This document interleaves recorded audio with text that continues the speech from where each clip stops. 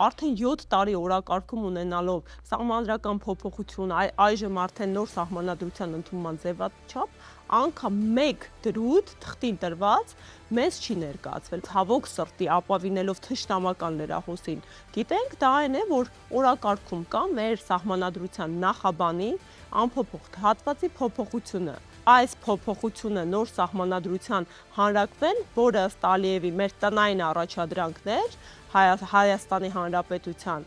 լրջագույն հարված է լինելու մեր պետականության եւ հետագայում Հայաստանի Հանրապետության որպես իրավական պետության